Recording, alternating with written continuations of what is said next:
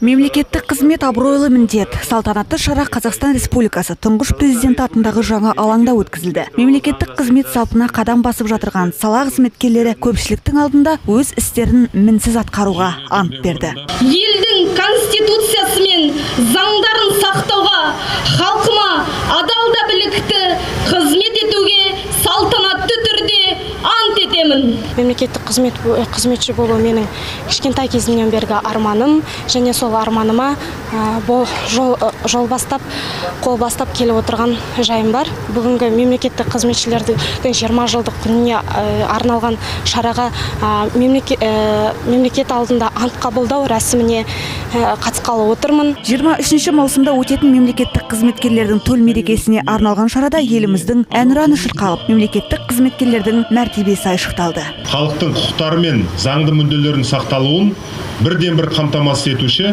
бұл мемлекеттік қызметкер.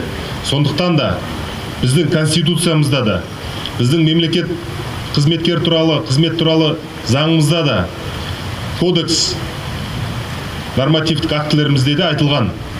Ең мемлекет қызметкерге бұл халық пен қоғам мен мемлекеттің атқарған сенімі. Биыл мерейлі жыл болғалы отыр. Сол себепті алғашқы рет аталмыш мереке ерекше форматта аталып өтілуде. Мы этот праздник особо отмечаем, так как в этом году исполняется. Біз биыл мерекені айрықша атап өтеміз. Себебі мемлекеттік қызмет жүйесінің құрылғанына 20 жыл толып отыр. 1998 жылы негізі қаланған болса, 1999 жылы заңымыз жетілдіріліп құрастырылды.